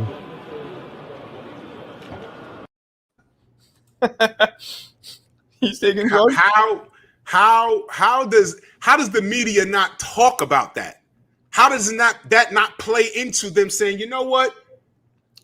Even if you don't like Deontay, that's fine. But you could say, you know what? I don't like Deontay, but we gotta at least look at this. I wasn't the biggest Cotto fan, and I just thought upon first sight that was a classic boxer versus puncher, and the puncher won that night. But then later on, when Miguel was like, you know what? I never got busted up like that. Something was wrong. Oh, it didn't make that. And when I looked at it, I said, you know what? He's right. And they need to look at that. And I ended up talking to Kermit Cintron. He said, no, that guy cheated me twice. He got away with it. And then, when do we find out? Actually, it was never proven against Cotto, even though we saw the pictures of the damn gravel after he beat Cotto in his hands. Yeah. Right? When do we catch him? When he tried to cheat Shane Mosley. And guess who caught him? Brother Richardson caught him. Not the sanctioning bodies, not the commission. Brother Richardson caught him. You know what's funny about that fight? I feel like even if he would have went in wrapped, Mosley would have fucking put it on him. He didn't touch Mosley not one time. He would have beat. That would have been even funnier. I mean, you don't want to put Mosley in harm's way like that, but that would have been even funnier. Laying him out with his hands all. Yeah, he didn't touch it. And after that fight, I said it didn't matter because he didn't touch Mosley. Every time Mosley's back touched the ropes, he got off. He did everything right in that fight. And Margarito couldn't touch him. He couldn't throw a pebble in the lake. No, he couldn't do it. Look, he couldn't do it. I do hope that I liked Wilder. I still do. He went a little off the rails for me, but understandable now. Maybe a lot more understandable why. And I'm excited to see the fight. I hope it's a more competitive fight. Now Fury's gonna get bodied in 5 rounds. 5 rounds? Yeah, I'm going out there. I'm gonna be out there. Oh, you are? I'll be there. Where they yeah. In Vegas. At the T-Mobile Arena. Yeah, I'm excited, man. I hope it's a way more competitive fight, and if we'll see what happens. Deontay has that power, you know what I mean. So with him, it's always a possibility that he'll knock anybody out. Yeah, any round. And there's a thing that people are clearly overlooking. Tyson Fury, forget the trash talking, his overall behavior. He spent 14 months trying to get out of this fight. There's a reason. Yeah. Because if Deontay, think about this. If Deontay was easy work, there's a lot of money in that third fight, man. And remember, Bob Arum is in the red with him. He hasn't made no money off of Fury. But he also has to protect his product. And AJ was an easy fight, is an easier fight. Not saying he walks through AJ necessarily. It's an easier fight. It's a less threatening fight because he's not the puncher that Deontay is. Right. I like to see AJ against Wilder. That'd be a good one.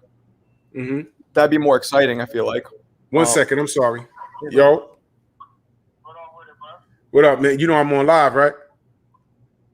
Yo, no. It's all good. Turn it on. We talking about D right now. All right. Y'all know that was Tate Jones calling me. Yeah. Salute to Mr. Pads in that super chat. He said Sugar Hill refused to show the gloves. True. And Nicholas Asbury said they use loaded gloves, and the Fury team used big gloves to give brain damage. He's talking about the John McDermott fight. And also Nicholas Asbury was using different gloves. I mean, there's so many things this guy's guilty of. So many things. And like I said, again, like when I said that, like when you say most people, all the information I shared, most people don't know about it, and then when you explain it, a lot of them don't care. Now, I'm sure you asked me about Andre Ward. Andre Ward, I'm sure he knows all of this, but he's a company man. The problem with fighters are every fighter has an excuse. I'm not saying, I'm not saying Deontay. I don't want your fans here to fucking blow a casket. Nah.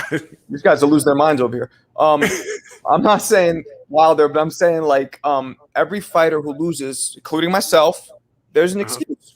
So that's why it's hard, even if an excuse is real, for it to be digested and taken seriously, because that's how boxing is. Every fighter who loses has a reason. Some are real reasons, some aren't. So I think that's the problem. No doubt. No, I understand. I clearly get it. Salute the Dean is 360. He says Fury fought pressuring forward with Chisora. He leaned and threw everything in the book, and he had no power. Fury also started his career with Crunk. Why couldn't Emmanuel Stewart show him power? And that's what I want to get to. Kronk Jim. Yeah. Kronk Jim. Okay. He was with Emmanuel Stewart before he was with Sugar Hill. Okay. Sugar Hill said Tyson should have had more knockouts, and he said he taught him how to throw, how to turn his punches. I went back and watched those fights. I'm damn near expert on Tyson Fury. I didn't see any turnt punches, man. I didn't do it. What I saw was wrist shots. That's what I saw. And again, this guy Sugar's this guy's in so much trouble when everything else falls into place, because this is an historic thing that's about to transpire. Very historic. And what he's saying is, if Emmanuel Stewart couldn't teach him how to turn his punches, what did Sugar Hill do any different? And I didn't see any turnt punches. And the dent, have you seen the dent inside of Deontay's head? Yeah. Yeah. That I mean, those injuries, scratched flesh out of the ear, the dent from a guy that only has 3 or 4 knockouts. Everything else is like TKO stoppages. The guy that fought Otto Wallin is not the guy that fought Deontay Wilder in the second fight.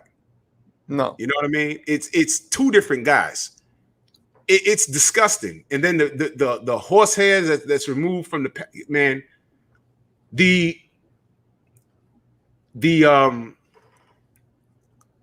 photographer that took all the pictures at the fight, he re-released his photo album. There's points in the fight where you can see the indentation in the gloves that there was padding removed. Mm-hmm. I mean, this guy threw, everything dirty that he could get away with, he did. Now, of course, there was some mistakes by the camp. They were more relaxed, but that's what happens when you trust people. Everybody in the industry says that cheating on that level can't take place, but everybody wants to have their camp in the ring in the opponent's locker room to watch the hand wraps. Everybody. I remember when Bernard Hopkins was fighting Tito Trinidad in New York, and they tried to not show Brother Nas the hand wraps. He said if Trinidad, Trinidad and Hopkins. So when I spoke with Fernando Vargas, he basically said that, I don't know if you've probably heard this, I assume, but he said that right before he fought Trinidad, somebody came up to him from Trinidad's camp and goes, "Look, they would kill me. They know I'm telling you this, but watch his hand wraps." You know what's funny? And Vargas said nobody, because when I asked him who's hit the hardest, you got hit, he goes, "Trinidad by far." Then he told me that story. You know what's funny? My boy Xavier knows Fernando. Told him the exact, what you just said, word for word, told him the exact same thing. That's how I know what you're saying is true. He told me the exact same thing. Yep. He also told me that he's so angry at that like if he sees Felix in the street, like right now, it's on. That's how aggravated. And I think he got poisoned before that fight too. He told my boy something about that. Something about his stomach hurting. Did he mention anything like that to you? He didn't say the stomach. He just, you could see it. The video's up on my site. No, I don't think he mentioned the stomach. He just said the hand wraps. He was told that they were loaded. He said it felt that way, but See, he was also hitting him. Wasn't he hitting him in the nuts? Wasn't that Trinidad that was hitting him in the nuts? Trinidad was dead. He hit him in the nuts like he said he had huge swollen purple nuts. I think it was Trinidad. Oh, God. Yeah, I never been hit in the nuts. A couple times the cup usually absorbs it, but I've never been hit direct. I'll never. God, my stomach hurt thinking about that. That's crazy. Yeah. Trinidad, notoriously, there was something going on.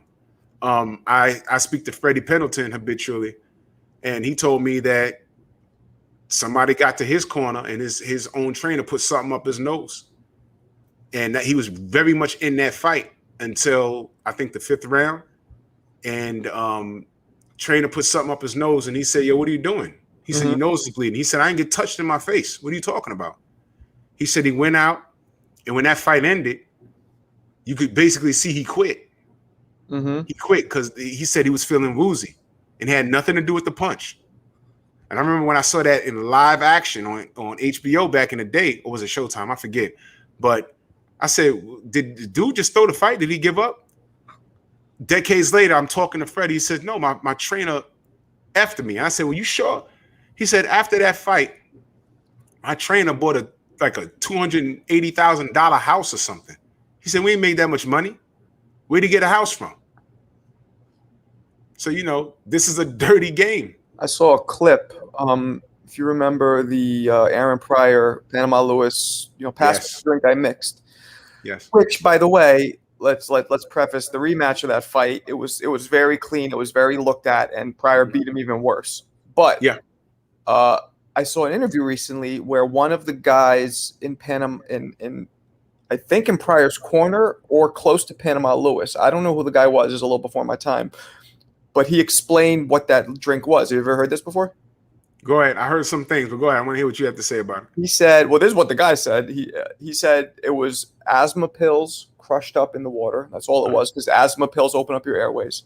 Yep. And I'm not so sure that's even illegal, but then I think I asked Jeremy, and Jeremy was like, nah, anything except water. Like, you can't even drink soda, he said. Which I thought you could drink. You can't drink soda or like Kool-Aid or whatever. I thought it depended on the damn state. I thought he said it was just water, which I wasn't aware of. But yeah, so he said it was asthma pills that were just opening up his airways to make him breathe better. That's what he said. I heard it was smelling salt mixed in water. I heard all kinds of weird stuff. Asthma pills make sense, though. Yeah. And you don't mix water with water. No. Don't give me the water. Give me the one that I mixed. Yeah. And, he went in there, and it was something to look at. But by then, Alexis was done. He was done. And Aaron just that was the real windmill style. The reason I'm sorry, I'm reading this comment right here. My opinion on the reason that is kind of what I said. All fighters have excuses, and there's something about excuses, real or not, that are not. Nobody wants to hear excuses in boxing. That's probably why fighters don't say it, because they don't want to make them. They don't want to hear them. That's probably why that most fighters don't talk about it, because it's having any excuse is kind of looked down upon, even if it's, merited. Yeah. My take on it is it's only an excuse if it doesn't get proven. So Andre Ward said that Deontay basically has to prove it. And my take on it is, why isn't the world not really looking at it a little more seriously? Granted, this guy's track record, who currently does not have a boxing license in his own country. Yeah. He doesn't have a boxing license. This guy's dirty, man. This guy's been dirty. And that's why we was getting on Suleiman, because like, yo, bro, you don't even want to look at this?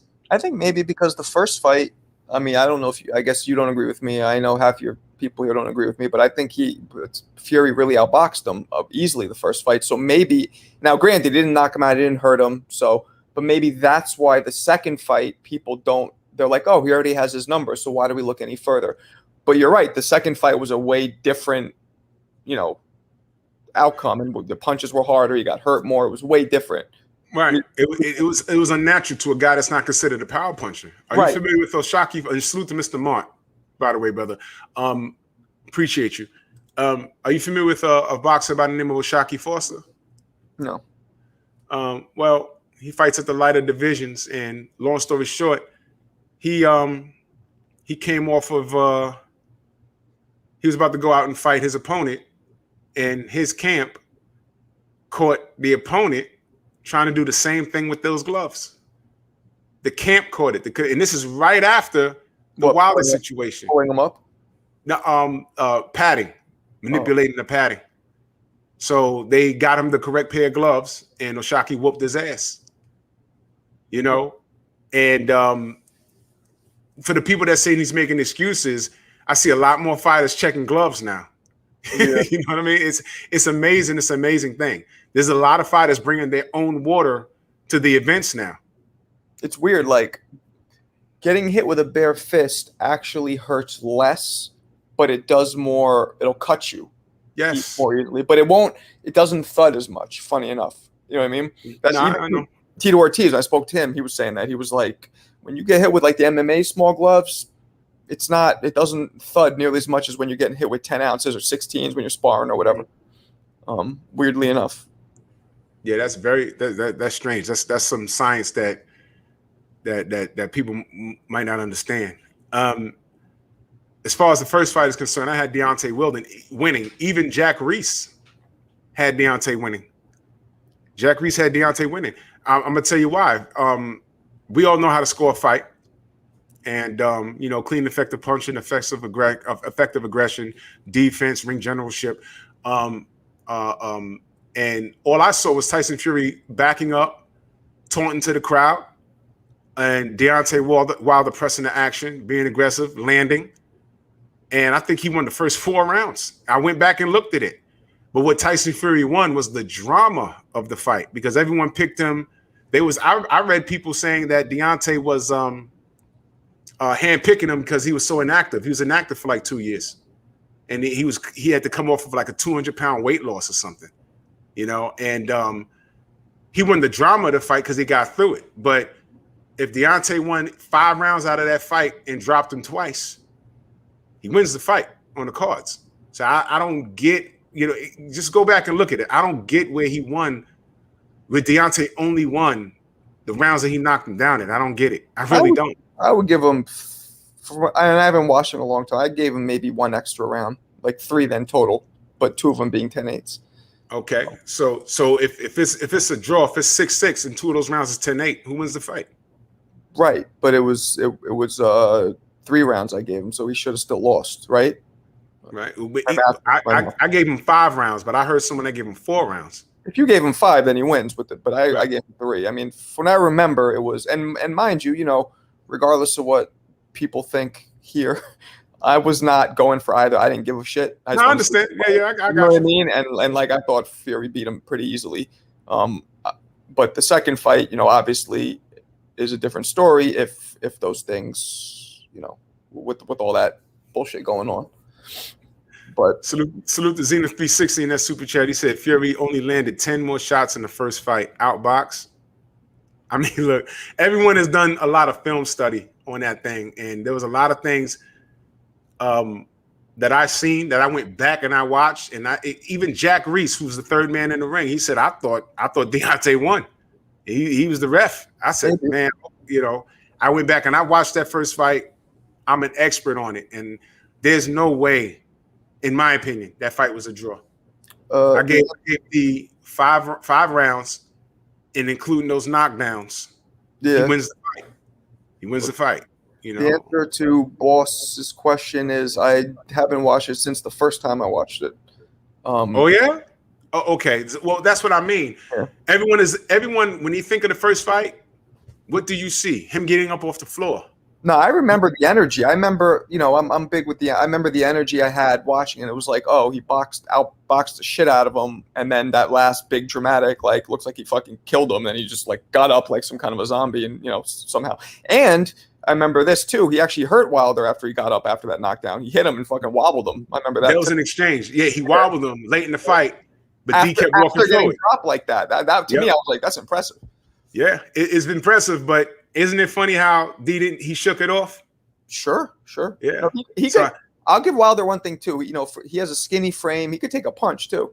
yeah, he has a really, really, really good chin. Really good chin. Yeah, he Really good does. chin. Salute to my brother, Boss Red. I just He answered said, that. when was the last time he watched the first fight? Yeah, actually, like when it happened. Yeah, never. All right. Never. That's like I said, he won the drama of the fight. I had to go back and watch it a couple of times to make sure I wasn't seeing things, because when I watched the fight at home, I watched it on mute. I want to hear the crowd. I don't want to hear the commentators. I don't want to hear anything. Jordy King in that super chat, much love. They said Usyk complained about Chisora gloves as well. Yeah, he did. Yeah, he did. Did he? There was a dispute about the ring size, and there was a dispute about the gloves. How do you let's switch it off here a little bit? How do you see Spence Pacquiao going? Oh, Spence Pacquiao. That's Pacquiao's that's his going away present. You think he's going to win? No. Oh, I think he's going to lose badly. He's going to lose badly. Yeah. This ain't it, man. This is not how you want. This is not how you want to go out. That's a very, very dangerous fight for him. I mean, it's weird because I feel like normally you would say Spence has nothing to lose, right? Right. And excuse me, he has nothing to gain, everything to lose. But it's not like that, because you beat Pacquiao even at this age. It's still pretty impressive. Yeah. You know what I mean? Yeah.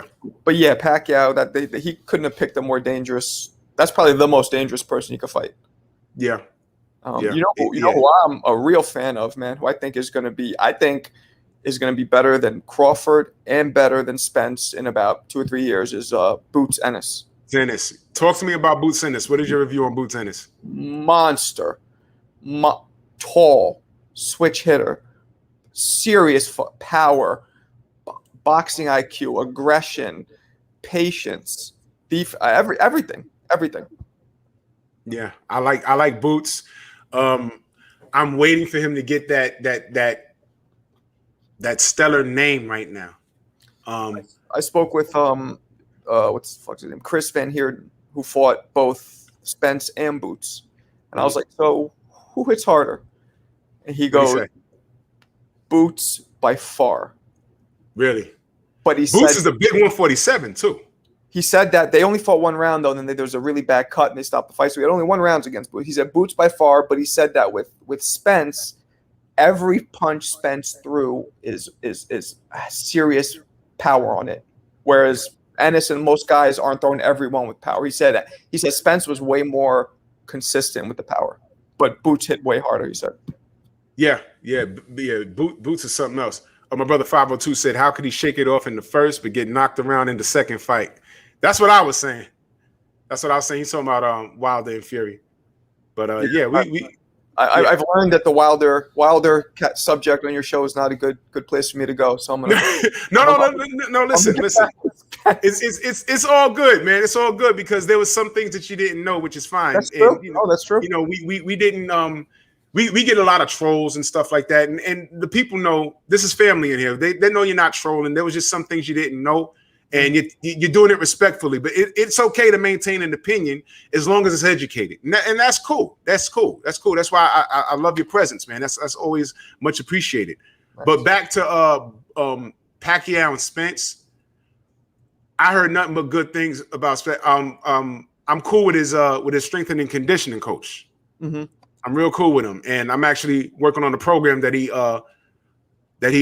put together for me. Mm-hmm. And let me tell you. He told me Errol did an assessment and flew through it with a damn, what do you say, like a 20-pound or 30-pound weight vest on. Mm-hmm. You know, his name is Blu-ray. Mm-hmm. And Errol is a problem, man. Mm-hmm. Errol is a problem. He likes to spar guys bigger than him. We had what's his face on Derek James. Yeah. That might be one of our most watched episodes. People love them some Errol Spence, man. Yeah, Errol was for real, man. Errol was for real. I don't know. Everyone talks about Manny's speed, but timing negates speed. We all know that. Just a basic question. The Thurman fight. Mm-hmm. I'm just gonna go ahead and ask because it's always surrounded Manny. Do you think he was clean in that fight? Manny? Yeah. Well, I think Manny has been accused of, how could somebody? Let me not say that. It's very questionable that somebody who started at 115 pounds can now be fighting almost 150. You know what I mean? Yeah, yeah. Now, mind you, he was whatever 19 when he turned pro, so there is some natural weight gain, but that's a lot of natural weight gain. So that's always been a theory about Manny that he's juicing, and it's Jeremy said that every all fighter. He said he even juiced for about a year. He's like, and he stopped. Really? Yeah, Jeremy admitted that he juiced for about a year, but he said that all fighters do it. That's what he said too. At some point. Wow. I was like, did it even help? He goes, that just made me a little more angry, but not really. Oh, shoot. Did he mention the name of what he was on? No, you could ask him when we talk. So that was in the 90s. They got several things now. The game stepped up, huh? Yeah, it's crazy. Nandrolone, man. And some of the stuff, as each year goes past, everything goes on the ban list. And then when this goes on the ban list, they invent something else. Because the key is to make this stuff so that you can beat the test. And some of the stuff was legal until it makes the ban list. That was the alleged issue with Alexander Povetkin. Mm-hmm. He's like, yeah, I was on it, but I wasn't. Yeah, you know. Yeah, it's hard to tell. I don't know, man. Now I'm excited about this third fight. So we'll see what happens. When is it? July 24th. Yeah, I am excited. That'll be fun. Got a question for you. My brother 502 King says, does he like Boots to beat Virgil Ortiz? Right now? Yeah. That's tough. Experience means a lot in boxing, right? Yeah. And Boots is just a little greener. Mm-hmm. That'd be Ortiz is. Oh wait. Benavidez is the one who's knocked out almost everybody, right? Yeah. Ortiz hasn't knocked out almost. I'm confusing Benavidez and Ortiz. Mm-hmm. Yes, Boots beats Ortiz. Yes, Boots beats everybody right now. Who did I speak to? I spoke to somebody, a really known. Who was it? Who thought that Boots would beat Spence now? Who the fuck was it? It was somebody really well known, somebody really respected. I forgot who it was, but some people think Boots will beat him now, like right now. But yeah, Boots is really incredible, man. I mean, obviously you still have to prove yourself, but there's few fighters that I see like that I'm like, wow, like, you know what I mean? Yeah. I know exactly what you mean. I think it's time. Now it's time for him to step it up. I think he's going to be a problem. I just need to see him against a caliber person. Right. He hasn't really fought. Well, Chris Van Heerden was the closest, and that unfortunately didn't prove much because it got stopped so early. Yeah. But yeah, he needs to fight, and there's so many people for him to fight, but nobody's gonna fight him. Like he could fight Thurman, he could fight these guys who are still, Garcia. You know what I mean? But why would they fight him? You know what I mean? Yeah. Boots. I hope he's prepared, because right now I don't think Thurman wants that right now. If Thurman even looks bad against Boots right now, it's over for him. That's what I'm saying. The fighters that are out there for him are kind of veterans that are at the tail end. So why would, like, when Jeremy fought Peter, I remember we were talking. I called him man. I was like, don't fight this guy. Not even because I didn't think he could beat him, because I actually did. But it was more like, what do you have to gain from beating? At the time, Peter was 23. Nobody knew him really. Like, what do you? So you beat him. So what? You know what I mean? Yeah. And if you lose, he made a bad mistake, man. He went straight backwards. Yeah, it happens. It happens. Jeremy, people have to remember that Jeremy is naturally a cruiserweight. Always was. Right? He was an amateur at light heavy. Yeah. So he was. I was around there. There was a whole nutrition team. I mean, I know you know all about that stuff, but bulking him up, and he went from 175 to 215 in like 2 or 3 months. How? Lifting weights, protein shakes. I don't fucking know. Oh my God. Yeah. When I first met him, he came in, he was 175, and I would say 3-4 months later, maybe. Was he juicing around that ever? I don't think so. No. I think no? Yeah, no, I don't think so. God. So So he wasn't big enough. I mean, he had the power to knock out Mhm. heavyweights, but he just wasn't big enough. So, that's a big, I think he could have been one of the greatest cruiserweights of all time if he just stood there. But that was also in the era where people just thought heavyweight's the only way to make money. It's the ultimate. And that's when, Prince Nassim was the first guy I feel like to prove that wrong. Like, nah, I could bring fire to the 100 to 125 pounders. You know what I mean? Yeah, he was. Prince was fun to watch, man. If you knock people out, it doesn't matter what weight you're at, people are going to come watch you. Yeah. Now, if it's a little rougher when you got somebody in the higher divisions that's also a knockout artist, so that can overshadow sometimes. Like Julian Jackson was knocking people out around the same time Mike Tyson was, but Julian Jackson was I'm talking about later on. But, That's a good point. But Jeremy had that Tyson-ish fear and aggression when he fought. Jackson, although he knocked people out, he didn't have that you know what I'm saying, like that pit bull presence. Weirdly enough. Yeah, he was a power puncher, but like a gentleman, quiet. He was dude. a gentleman. That's the perfect word. Yeah, he was a gentleman. Jeremy knock you out and shake your hand. Yes, Jeremy was not a gentleman in the ring. Tyson. It's weird. It's like we love as fans. Fans usually love either brutal, like pit bull kind of fighters, or the ones who are real kind of flashy. Yeah. Yep. Mayweather made that popular. All right. Before we get out of here, one more thing I want to discuss. What was your thoughts on the Charlo fight? He fought a tough dude, and that's what happens. I don't think they should be criticizing him. Mm-hmm. But that's, I think we've talked about this. My number one complaint, my beef, like how your fans beef with the Wilder beef, my number one beef with boxing is just the criticism in boxing in general. Mm-hmm. Especially from non-fighters. I don't know what it is about boxing, and I guess it's the same thing in all sports, but like it's so much more energy is put forth in criticizing and saying what should have been done and what wasn't done instead of. So yeah, why are you criticizing? He fought a tough dude that he couldn't get out of there, that hit hard as fuck, that kept coming forward. What else is he supposed to do? Who wouldn't have looked bad against that guy? Yeah, that guy was very awkward. He looked like he was drunk in some spots, but that's just his style. Switching, yeah. Who wouldn't have looked bad against that? I know, So yeah, what'd you think? Because I talk boxing, I had to watch it again. I had to watch it. I canceled the Charlos, but that's for other reasons I don't even want to talk about. But because I'm a boxing channel, I had to watch it. And what I did find was, first of all, he's tough. Montiel is tough. That guy's tough. He looks awkward. He looks drunk.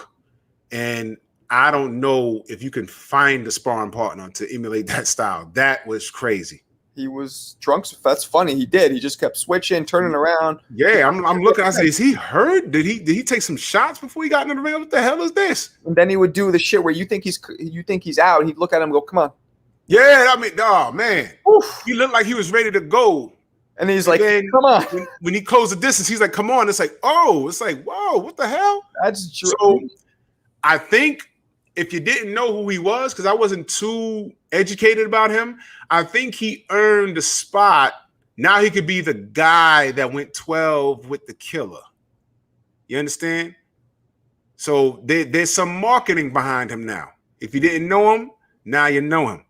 Yeah. So let's see how that works out. But he's tough. I appreciate his effort. He has nothing to hang his head about, and he's just an awkward guy. It's going to be hard for anyone to dominate him. Now, there's always that chance you can go in there and someone can catch him correctly and put him out. But I don't think Jamal was quite prepared for what he was going to be up against.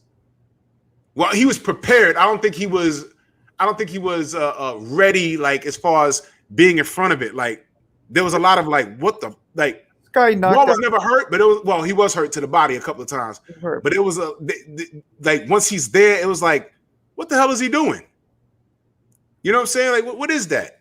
It's like fighting Emmanuel Augustus. He starts dancing in the ring. I'm like, what is this? Yeah.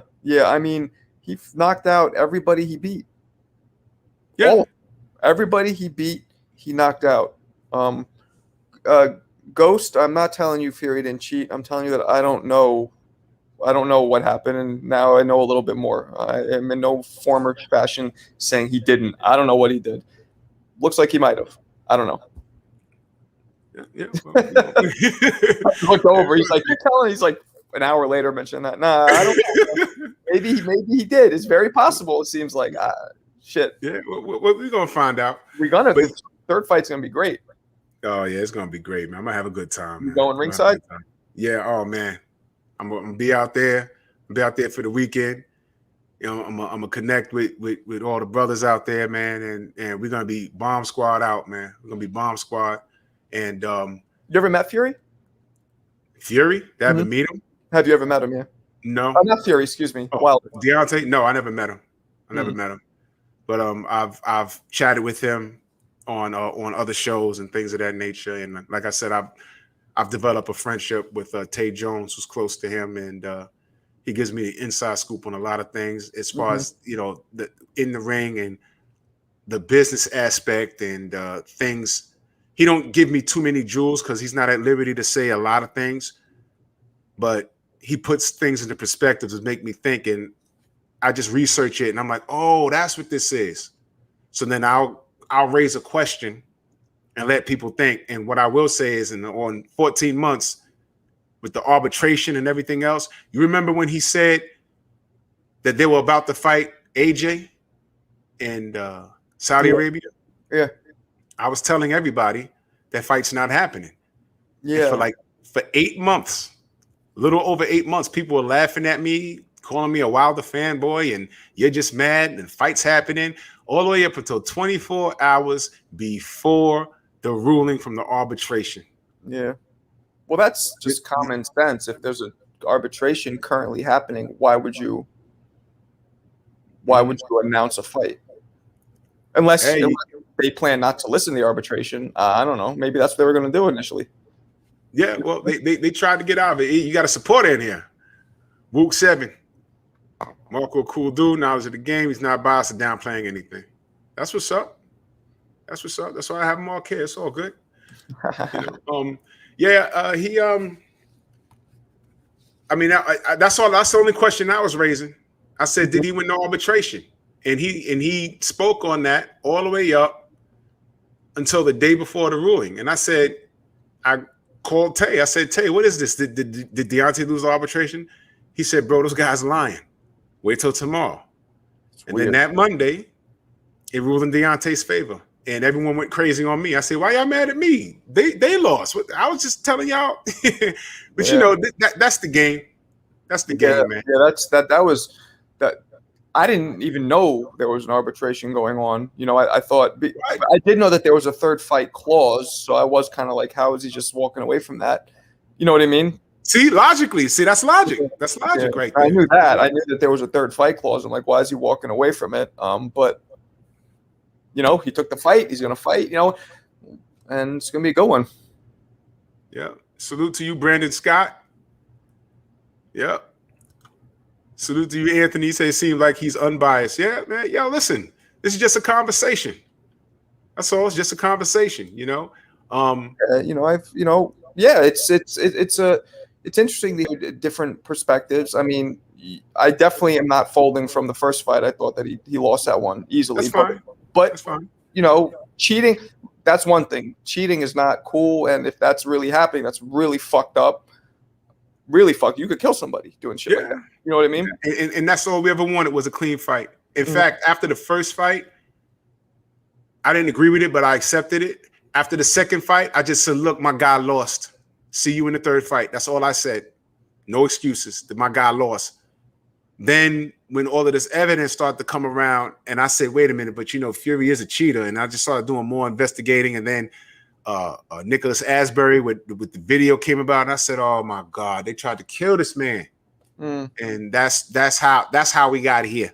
Yeah, no, it's possible. Maybe even likely. But I guess we'll never will know for sure. But the third fight should kind of clear things up, right? Oh yeah, it's gonna clear it up. It's gonna clear it up because there's no excuses now. because everyone's going to be on the up and up. I know what's going to be happening behind the scenes. Oh yeah, it has to be right. There should be no excuses. Yeah, and Wilder, we know for sure too, his focus is, he can't claim that he's not up focused or anything. Right. First fight. What's he say? Haven't seen it. That fight again. Check the stats. You'll be shocked. Maybe I would be. Yeah. Maybe I would be. All right, brother. I'm gonna bring this to a close. Let everyone know how they can find you. All right. Champandchump.com. Check it.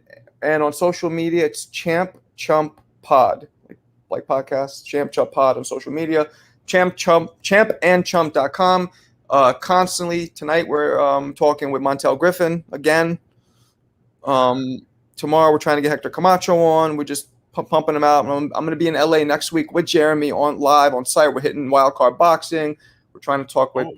We're going to Fortune Gym, Pacquiao's trainer, or his strength conditioning coach. Okay. Talking with him, maybe Pacquiao as well.